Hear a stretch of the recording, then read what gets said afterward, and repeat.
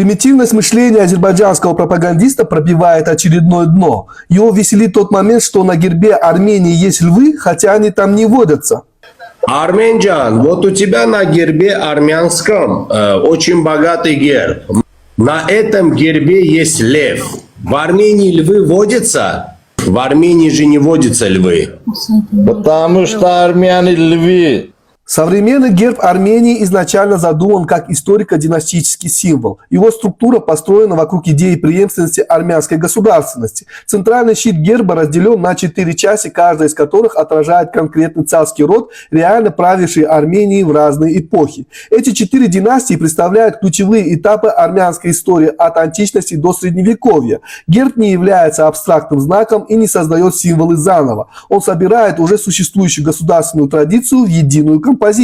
Именно в этом контексте на гербе появляются лев и орел. Они не являются декоративными животными и не подбирались произвольно. Лев и орел выступают как щитодержатели и как образы власти, подчеркивающие легитимность изображенных династий. Это язык государственной символики, где важен исторический смысл, а не соответствие современной зоологии. Тезис о том, что лев на современном гербе Армении якобы чужой, потому что в Армении не водятся львы, является логической подменой. Современный герб не создавался с опорой на фауну 21 века. Он сознательно опирается на историческую государственную традицию, которая формировалась в античности и средневековье. При этом сам аргумент не верен и по существу. В древности львы реально обитали в Передней Азии и на Южном Кавказе. Речь идет об азиатском льве, исторический ареал которого охватывал Малую Азию, Месопотамию, Иран и прилегающие регионы Кавказа. Историческая Армения входила в эту зону. Львы жили в долинах и предгорьях и исчезли позже в результате охоты и изменения ландшафта. Для древнего населения Армении лев был реальным и хорошо известным хищником,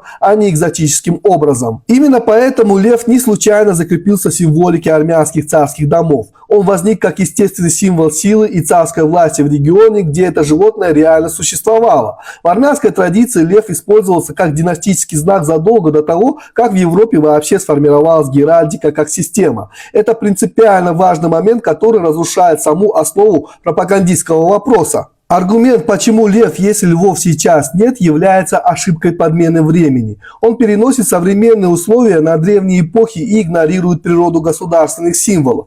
По такой логике пришлось бы объявить чужими большинство исторических гербов мира. Итог однозначен. Лев на современном гербе Армении не является случайным или заимствованным символом. Он опирается на реальное присутствие львов в исторической Армении, на раннюю династическую традицию и на использование этого образа задолго до появления европейской геральдики. Апелляция к современной фауне в данном случае не имеет отношения ни к истории, ни к смыслу герба и является манипуляцией.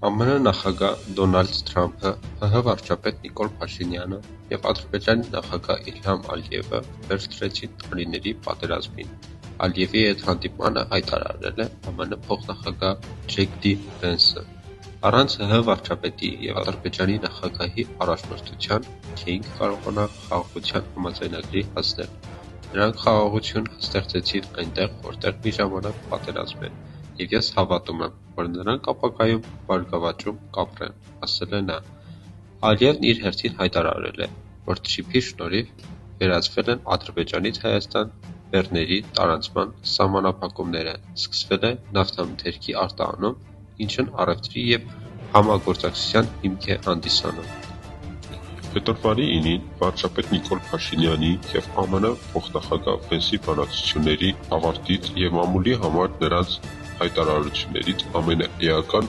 տպավորությունը փորձագետները և անգամ սոցիալական հարթակի օգտատերերը ստացել են Հայաստանի կողմից ամերիկյան անօդաչու թռչող սարք ձեռք բերելու տեղեկությունից։ Հայաստանը ԱՄՆ-ից ձեռք է բերել V-BET տեսակի անօդաչու թռչող սարքեր, որոնց արդյունավետությունն ապացուցվել է կիրառման հարուստ փորձով և որոնք էականորեն նպաստելու են մեր պաշտպանության կարողությունների ամրապնդմանը, ասել է Փաշինյանը։ Պատասխան խոսքում Վենսը շեշտել է.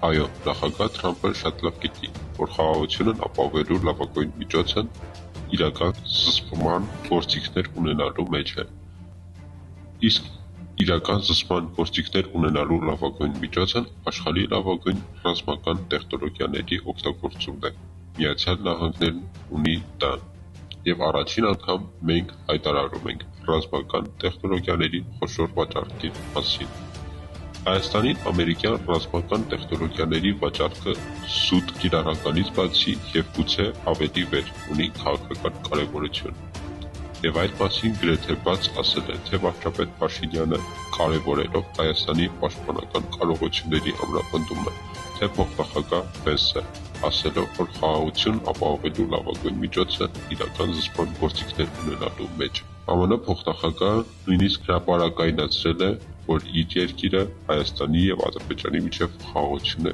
կառուցում։ Այս ֆոնին հայրենական հեղինակավոր լրատվամիջոցները Mediamax սևեռել է ամերիկյան ԱԹՍ-ների կիրառման հարուստ փորձի մասին Նիկոլ Փաշինյանի մտքի վրա եւ ինչպես հավաստիացնում է ԶԼՄ-ների հրապարակումներից պարզել, որ մի գործողության ընթացքում ՎՊԹ Խորսոնի մարզում հայտնաբերել է ռուսական հրթիռային պահեստ ռազմաճակատից 100 կիլոմետր հեռավորության վրա։ Թիրախային տեղեկությունը փոխանցել է ուկրաինական ուժերին, որոնք HIMARS հրթիռներով հաջորդ հարվածն են հասցրել պահեստին, իսկ մեկ այլ գործողության ընթացքում 2024 թվականի օգոստոսին ՎՊԹ-ը հայտնաբերել են ռուսական հակաօդային հրթիռային մարտկոցները եւ փոխանցել են տեղեկատվությունը հրետանային հարվածների համար։ Թե ինչ ենթատեքստ ունի այս տեղեկությունը, պարզ է, բայց Հայաստանն ինչու պիտի սպառազինություններ ձեռք բերելու հարցում իրեն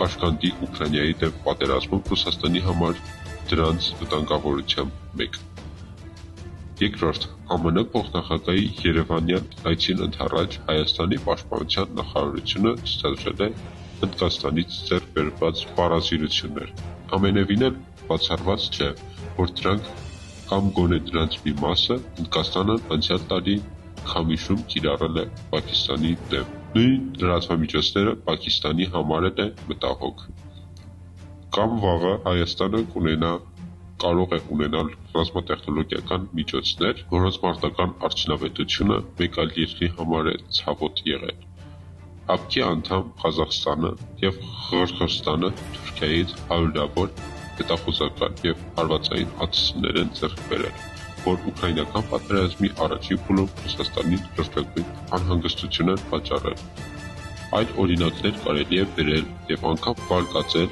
որ լրատվամիջոցը պարզապես նպատակ է ունեցել հանրությանը ներկայացնել ամերիկյան ԱԹՍ-ների արդյունավետության մասին վարչապետ Նիկոլ Փաշինյանի հիմնավորումները, բայց դա չափազանց լավատեսություն կլինի։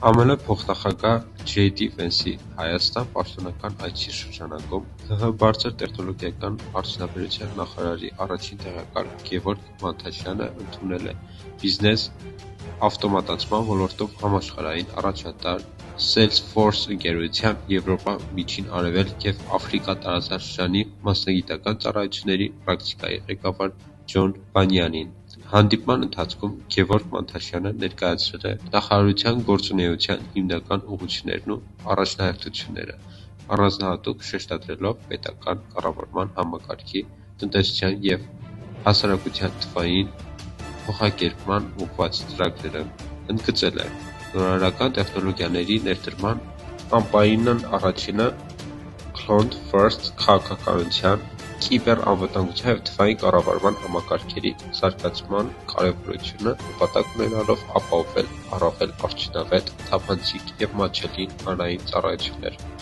Ջոն Բանյանը բարձր է գնահատել Հայաստանի տեխնոլոգիական էկոհամակարգի դինամիկ զարգացումը եւ նշել, որ Salesforce-ը մշտապես հետաքրքրված է նորարարական լուծումների տարածմամբ այնպիսի շուկաներում, որոնք առաջնահերթություն են համարում թվային առաջընթացը եւ տաղանդների բացահայտումը։ Հանդիպման ընթացքում քննարկվել են համագործակցության մի շարք առաջնահերթություններ, պետական եւ մասնավոր հատվածների արտադրողականությունը բարձրացնելու նպատակով։ Կողմերն անդրադարձել են նաեւ ամպայի տեղեկայնման մոդելների մշակմանը, որոնք լիարժեքորեն կհամապատասխանեն Հայաստանի տվյալների պաշտպանության օրենսդրությանը եւ միջազգային լավագույն փորձին։ Salesforce-ն ամերիկյան առաջատար տեխնոլոգիական գործընկերություն է, որը հիմնադրվել է 1999 թվականին և հաճախորդների հետ հարաբերությունների կառավարման աշխարհի խոշորագույն համային հարթակներից մեկն է։